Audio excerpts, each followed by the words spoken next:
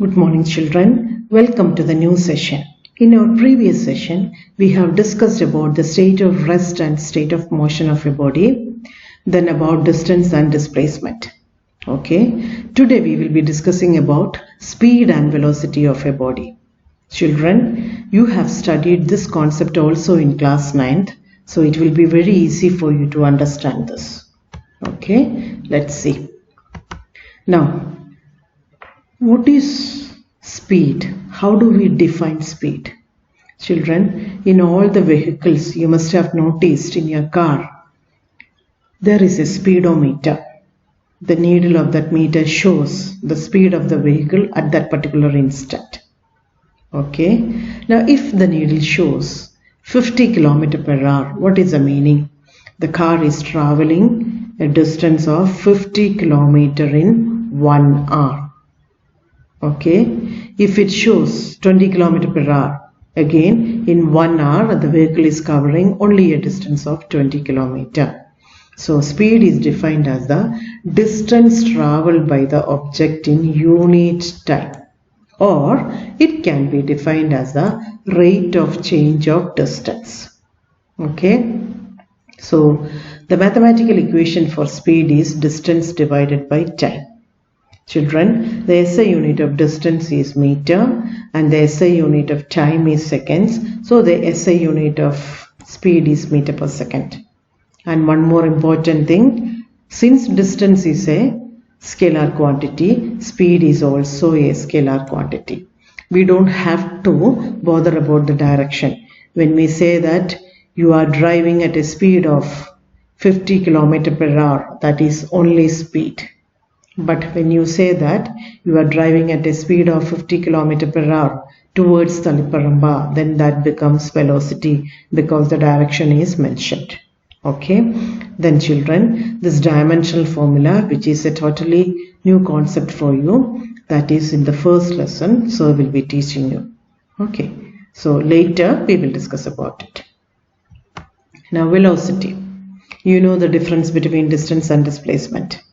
Okay, the same difference is there between speed and velocity. Okay, velocity is the displacement of the object in unit time, whereas speed is the distance covered by the object in unit time, or velocity can be defined as the rate of change of displacement, or we can say that velocity is the speed with direction. As I have told you before, if along with speed you mention the direction, that becomes velocity.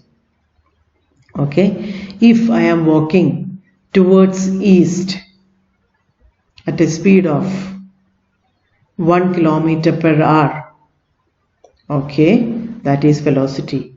If I am just telling I am walking at a distance of 1 km per hour, that is speed.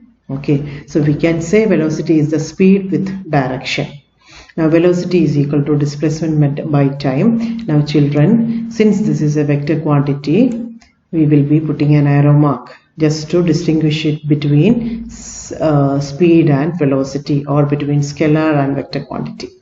Okay, now its unit is the same because the unit of displacement is again meter, unit of time is seconds, so meter per second. Okay children, though meter per second is the SI unit of speed and velocity, the speed of vehicles and the speed of wind and all measured in kilometer per hour. Okay. Now again the dimensional formula of velocity is the same that you will learn there in detail in the first lesson. Alright. Now we have some problems to find out speed and velocity. These problems are very simple problems. Okay. But still I have written it so that you refresh your memory what you have studied in 9th standard. Many of you must have forgotten what you have studied in class 9th. Okay. And moreover, you should know the difference between speed and velocity. Okay. A boy travels along a straight line for 100 meters in 12.5 seconds. Then he returns, which means the boy traveled from its initial point to final point, then he has returned the whole distance he has returned. Okay, so what is it? The total distance traveled is 2 200 meter, and the time taken is 12.5 plus 12.5, 8 meter per second. So his speed is distance by time 8 meter per second. And what is its velocity? He has traveled towards right side and returned back to his original position. So displacement is 0. So velocity is 0. A very simple problem. Okay. Now children, we will move on to the next problem. Here, this is a logical question. There are two statements given. The first statement is assertion and the second statement is reason. Assertion and reason. This kind of questions CBSE has introduced in our physics. Actually, they have not done. In chemistry, they have introduced this assertion and reason last year. Okay, and we have MCQs also. So you should be thinking logically to get the answers. So here it is written, which is the assertion: a bus moving due north take a turn and starts moving towards east with same speed. There will be no change in the velocity. Once again, the bus changed its direction and it is written there will be no change in velocity. We know that this is a false statement. Okay.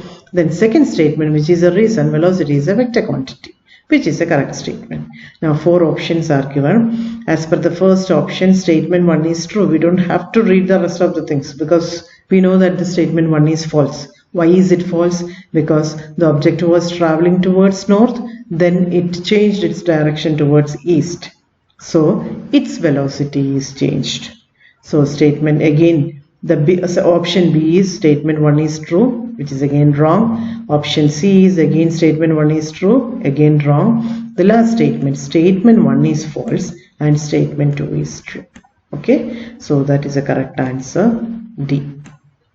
Okay, now we have to study uniform motion, uniform speed and non-uniform speed.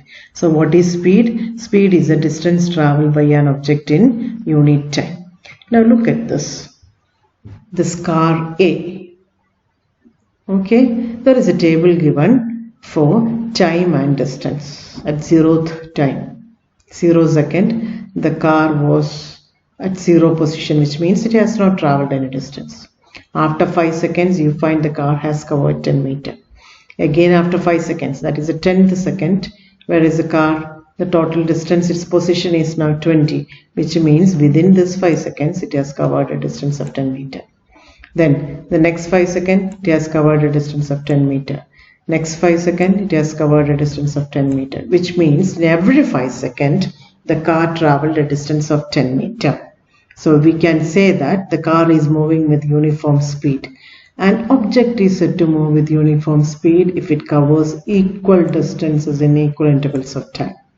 Okay. Now you look at the second figure. At 0 second, 0 meter. At 5th second, 5 meter. So it has covered a distance of 5 meter in the first 5 seconds. Then in the next 5 seconds, 5 to 15, that is 10 meter. Okay, then when you reach here between 20 to 25, that's again in the next 5 seconds, it has traveled a distance of 30 meter, which means time intervals are the same. You look at this 30 to 35, 5 seconds, it has traveled 10 meter. So when an object covers unequal distances in equal intervals of time, then it is having non-uniform speed. Okay, uniform speed means constant speed. Non-uniform speed means variable speed. Hope it's clear. Okay, now here there is another example. You can see in 5 minutes the object has traveled 10 km. Next 5 minutes again the object has traveled 10 km. Next 5 minutes again the object has traveled 10 km. Okay, now look at the second object. It has traveled 25 km in 10 minutes. In the next 10 minutes, it has traveled only 5 km. Okay, children, generally when we travel on the road, we will be undergoing non-uniform motion because we can't drive at the same speed on the road. Maybe in foreign countries where they have different lanes and where the roads are all very good, they can do it. But here, we will be undergoing non-uniform motion. There will be traffic jam, then there will be gutters on the road. Then there are sharp curves on the road, so we may have to reduce the speed and all. So we will not be able to move. Maybe on national highways where the roads are straight, we may be able to do that. Okay. Now look at another example. Here the motion of two different objects P and Q are given. Here the difference is that here the actual timing is given like this. At 9:30 a.m. the object P covered a distance of 10 meters. At 9:45 a.m. which means how many minutes? 15 minutes. Within 15 minutes it has covered a distance of 10 meters. Then at 10 a.m. that's again 15 minutes, it has covered a distance of 10 meters. Then 15 minutes, it has covered a distance of 10 meters. So if we observe all these, we find that the object P is having uniform motion. Okay, the object P is uniform. Now you look at this. 9:30 to 9:45, 15 minutes. 12 to 19 means it is 7 meters. Next 15 minutes, it has traveled 19 plus 4 is 23, 4 meters. Okay, next 15 minutes it has traveled 12 meters, 23 to 35. Okay, so the object Q is having non-uniform motion. It's moving with non-uniform speed or variable speed, whereas the object P is moving with uniform speed. Okay, now here I have given a question for you. You can check the time and the distance and you can find out which is having uniform motion and which is having non-uniform motion. Okay, what you have to do is you have to check the time intervals. 5, 5, 5 and see 6, 6 plus 6, 12, 12 plus 6, 18 in equal intervals of time, equal distances. Now look at this. 0 to 3, 3 meters, 3 to 7, 4 meters, 7 to 19. How much it is? 12 plus 7 is 19. So object B is moving with variable speed. Alright. Okay, we have studied uniform speed and non-uniform speed. So naturally we have to study uniform velocity and non-uniform velocity. So you can make out what is uniform velocity if an object covers equal displacements in equal intervals of time. For speed we say equal distances in equal intervals of time, and for velocity equal displacements in equal intervals of time. Okay, now you know what's the difference between speed and velocity? Velocity, direction is important. So we can say that an object with uniform velocity covers equal distances in equal intervals of time in a specified direction. Either we say equal displacements in equal intervals of time or equal distances in equal intervals of time in a specified direction. Okay, the non-uniform or variable velocity. Children, how can the velocity change? Velocity can be changed if the speed changes. Speed means the magnitude changes, or if the direction changes. Suppose a car is traveling at a speed of 60 km per hour towards Saliparamba. All of a sudden it returns back with the same speed, 60 km per hour, but direction has been changed, which means velocity has changed. So the velocity of a body can be changed in two ways. First, by changing the speed of the body. Second, by changing the direction of motion. Okay. Also, both speed and direction can be varied. So when an object covers unequal distances in equal intervals of time in a specified direction, or if the direction of motion changes, okay, its motion is said to be non-uniform or with variable velocity. Hope it's clear. It can be with a constant speed and a different direction, or it can be with different speed. Okay, for example, last year you have studied motion of a body along a circular path.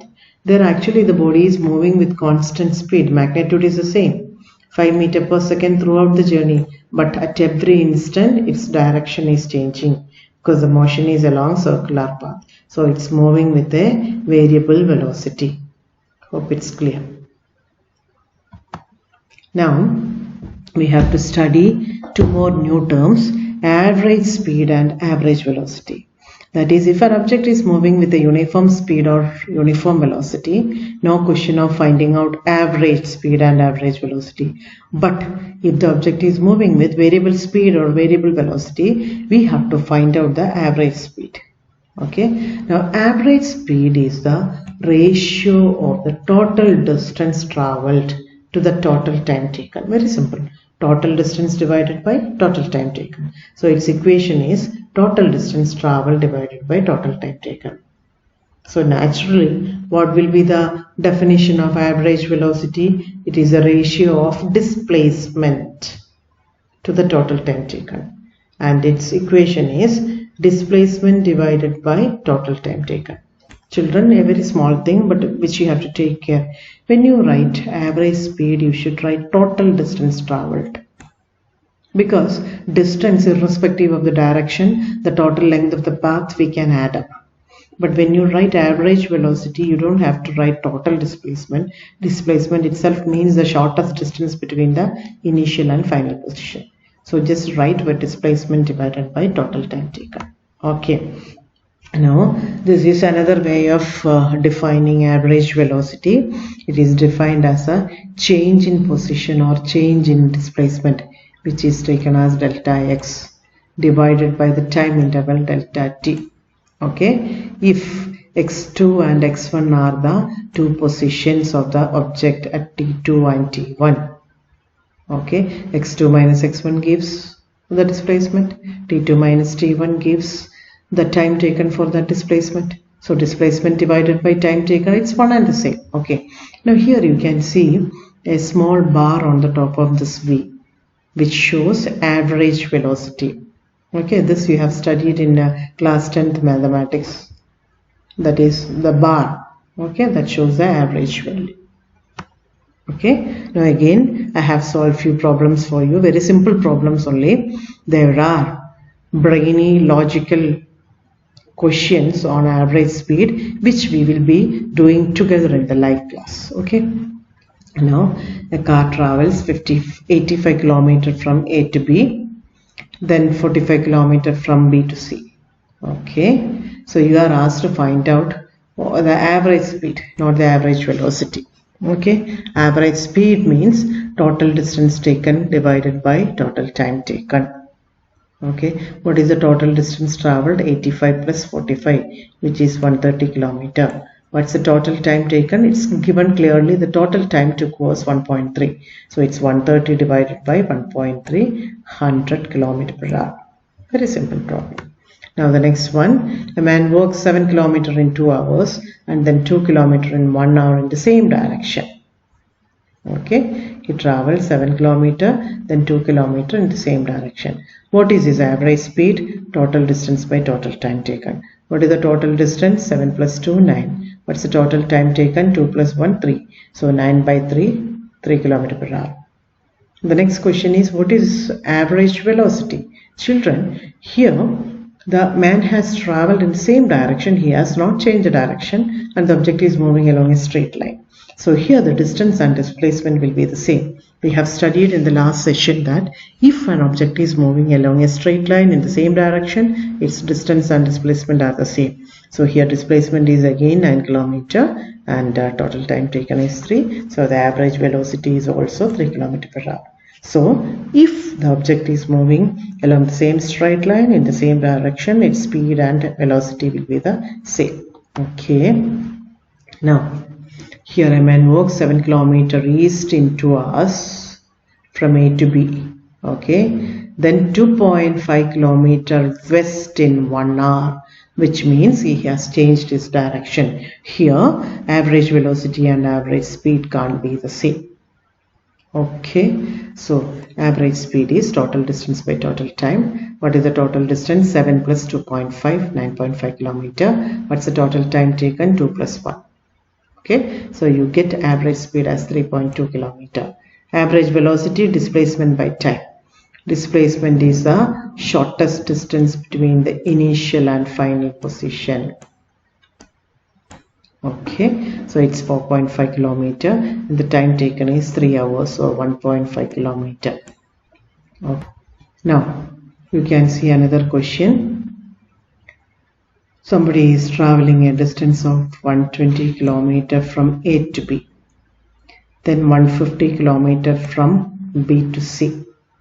What is the average speed and average velocity? Okay, so here children, there is a difference between the previous questions and this question. Okay, here the question is, what is the average speed and average velocity? Question is the same, but the given data is different. Here the distance is given, speed is given. In the previous questions, distance and time were given properly. Here speed is given. Okay, now what is the equation for average speed? Total distance divided by total time. So how do we get time? Okay children, as we have studied, speed is equal to, okay children, when I write with this mouse, you don't see the beauty of my handwriting, because with the mouse only like this we can write. Speed is equal to distance divided by time. From this equation, how do you get time? Okay, t is equal to distance divided by speed. Distance divided by speed. So children, in this kind of questions, first we have to find out the timing. So he has traveled a distance of 120 km with a speed of 60. So what's time taken for it? Distance by time, 2 hours. Okay, second part, he has traveled a distance of 150 km with a speed of 50. Time is equal to 150 by 5, 3 hours. So we got the timing. So average speed is equal to distance by time, 120 plus 150 divided by 5, you get 54 km per hour. Now what is this displacement? Shortest distance between the initial position A and final position C. We have to use Pythagoras theorem, and you will be getting 30 into square root of 41. So average velocity is equal to 30 into square root of 41 divided by 5. You get this much. And children, you find a difference in the question also. Find the magnitude of the average velocity. Only the magnitude, direction they have not asked. So now we have to study the position time graph. Okay, position time graph. What is it? It is a graph plotted between position and time. Time along x-axis and position along y-axis, or distance along y-axis. Position time graph and distance time graph are the same.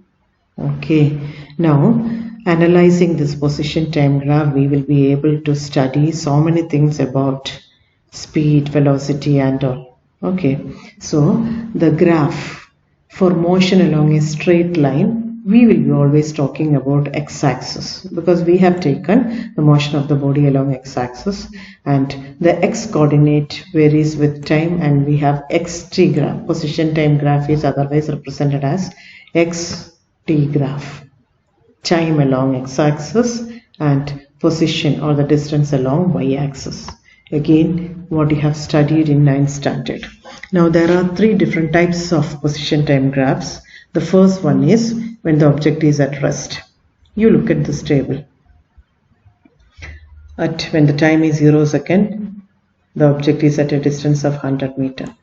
When the time is 1 second, again the object is at a distance of 100 meter. When the time is 2 seconds, the object is at a distance of 100 meter. It goes on like that. What does that mean? Whenever you look, after 5 minutes, 10 minutes you look, the object is at a distance of 100 meter, which means the object is not moving.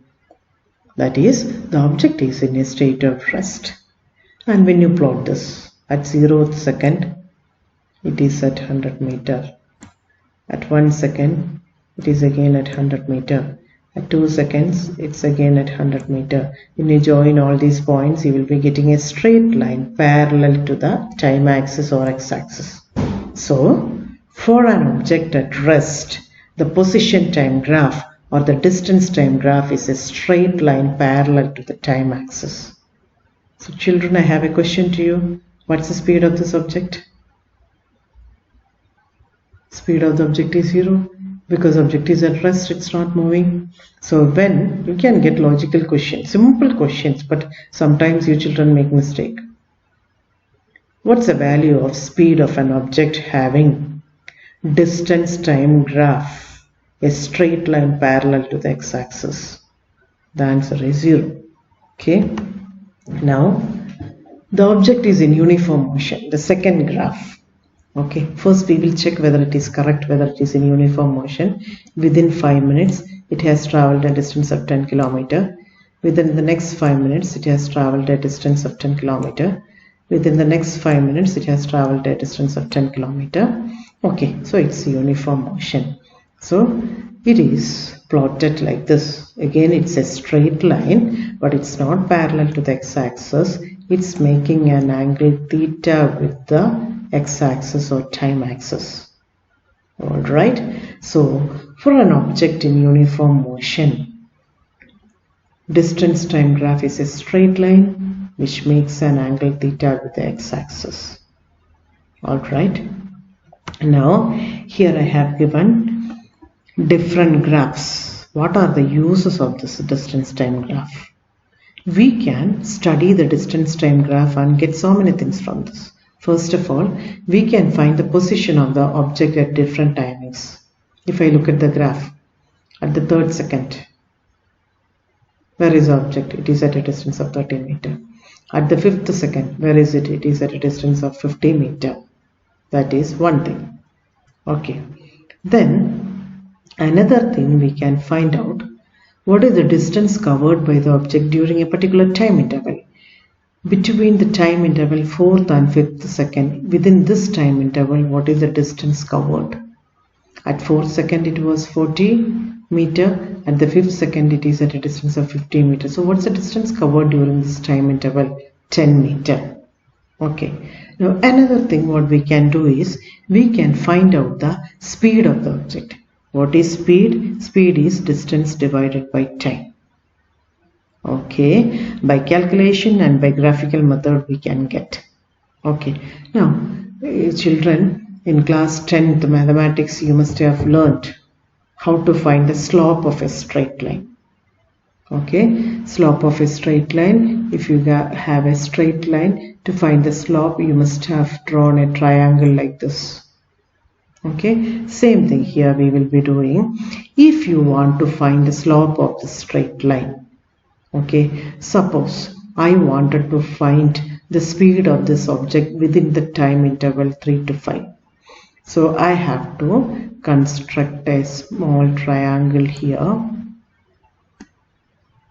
Okay.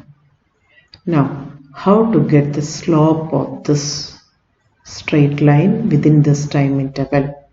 Slope, if you remember, I am very sure that you have studied this. Slope is equal to y2 minus y1, y2 minus y1 divided by x2 minus x1. This is how we find out the slope of any straight line. Now, since we have taken the time interval as 3 and 5, what is x1? x1 is a quantity along x-axis and y is a quantity along y-axis. So according to us, 3 is x1. Okay, 3 is x1. What is x2? x2 is 5. Similarly, what is y2? Corresponding value of x1, 30. This is y2. And corresponding value of x2, sorry, that's y1 and this is y2. This is y2 and this is y1. Okay, so y2 minus y1, 50 minus 30. How much is 50 minus 30? 50 minus 30 is 20. Divided by x2 minus x1, 5 minus 3, 2. So 20 by 2, 10 meters per second. That is the speed of this object between the time interval 3 to 5. Okay, keep in mind, between the time interval 3 to 5, the speed of the object is 10 meters per second. 50 minus 30, 20, divided by 5 minus 3, 2. Alright, now children, I wanted to find out the speed of the same object between the time interval 1 and 4. Okay, between the time interval 1 and 4. Okay, now I am not marking y2 and all. You just tell me y2 is 40, y1 is 10. So 40 minus 10 we get 30 divided by x2 minus x1, 4 minus 1, 3. What is the speed? 10 meter per second. Okay, now children, I wanted to find out the speed of the object between the time interval 2 and 4. So what should I do? I have to put a triangle like this, 2 and 4.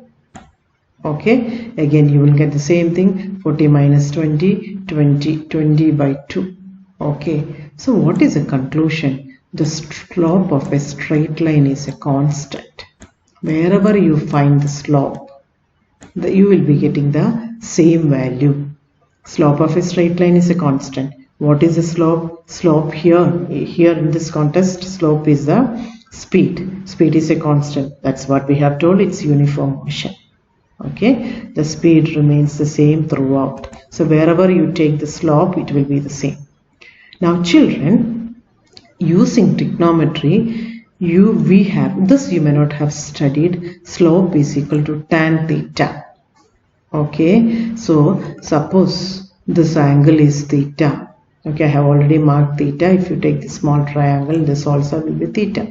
Yours class 7 mathematics. Theta, tan theta, opposite side by adjacent side. How much is opposite side? Okay, 20. What is adjacent side? 2. 20 by 2, 10. Okay, so children, when you get these kind of questions are very common. When you get questions to find the slope and all, either you go for tan theta or you go for y2 minus y1 divided by x2 minus x1. Being in 11th standard, you give preference to this tan theta. Okay, then another concept what we are understanding from this. Now here I have drawn another graph, the distance time graph for 3 objects A, B, C. Okay, now children, which graph is steepest? For object A, the graph is steepest. What does that mean? That is having the maximum speed, because speed is tan theta. Okay, the theta angle made by this is theta for object A. Okay, and this is theta for object C. So the steeper the graph, the higher its speed. Okay, so according to this figure, object A is having maximum speed, object C is having the minimum speed. Okay, now all together I have drawn it once again. A steep line indicates a high speed, a shallow graph indicates a low speed, and a flat line indicates zero speed, that is object is at stationary. Okay children, now the third case, when the object is in non-uniform motion. Now look at this, time intervals are the same. 2 seconds, 2 seconds, 2 seconds, 2 seconds. Now see the distance, 1 meter, 3 meter, 5 meter, 7 meter. It goes on like that, non-uniform. So it will not be a straight line, it will be a curve. Okay, children. So what is the conclusion? Okay, so here I have given all the possible things for distance time graph. Okay, if this red line, what does that shows? The object is moving with constant speed. Okay, so gradient means slope. This is another name for slope. Okay, gradient. Okay, now this blue line, the distance time graph is a straight line parallel to the x-axis. What does that mean? The object is at rest. Now again green line. Okay, it's moving with constant speed. Okay, then what happens? It's coming down. It has come back to its original position. Okay, alright, so when you get a graph, you should be able to understand the meaning of the graph. So wherever you find a steep graph like this, it means it is moving with a constant speed. Okay, when it is flat, it's at rest, no speed, zero speed. Okay, Hope it's clear. Now here there are few examples. Okay, so the graph describes the journey. Okay, it is shown in different colors, so it will be easy for you to understand. 9 to 11 o'clock. Okay, it has covered a distance of 30 meters. Then 11 to 12. What is the meaning? It was at rest. The same 30 meter you can see, it didn't move. Then 12 to 13. 12 to 13, that is up to 12:30. Okay, 12 to 12:30, it again traveled. How much it traveled? From 30 to 60, 30 more kilometers. Then what happened? At 12:30 it has started its return journey, and at 14 it has reached its initial point. Okay, now the questions are: calculate the speed for each part. You don't need my help, it's all very simple thing. You can go through this and find out. Okay, now here somebody is going for a bike ride. This is a graph shown. So you can see 4 different segments: first, second, 3 and 4. Okay, how long was she stationary for? Stationary means no motion. The line graph should be a straight line parallel to x-axis. This is a place where the object is not moving. How long was she stationary for? How long means from 7:45 to, what is this timing? I don't know. Do you know? 7:45 to 18. Middle of that.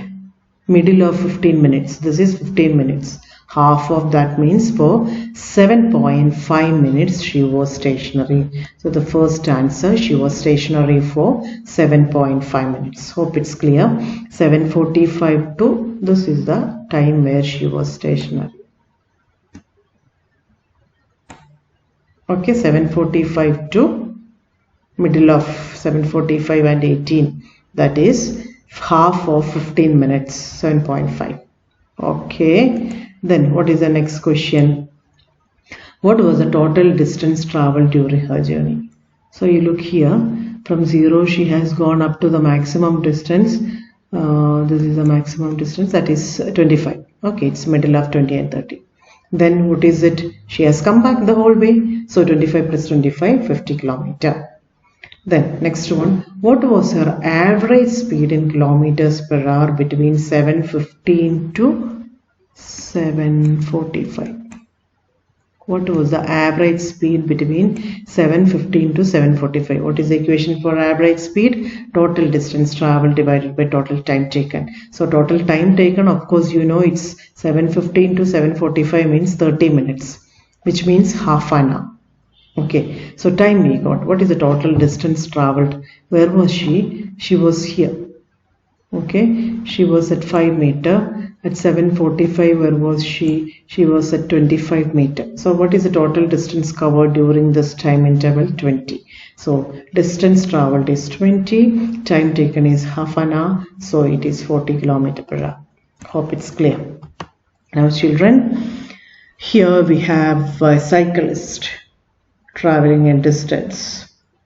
Okay, so 30 minutes, 60 minutes, 90 minutes, 120 minutes, 150 minutes he was traveling.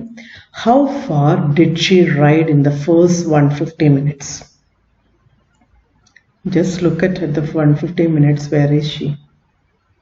Okay, how far did she ride in the first 150 minutes? Okay, she's here now, but she had gone in 120 minutes. She had reached here. Distance, okay, not displacement.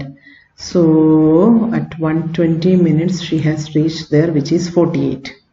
From there she has come back. How much she has come back? This corresponds to 38. So 48 to 38, 10 kilometer. Okay, then 48. So up to 120 minutes she has traveled 48.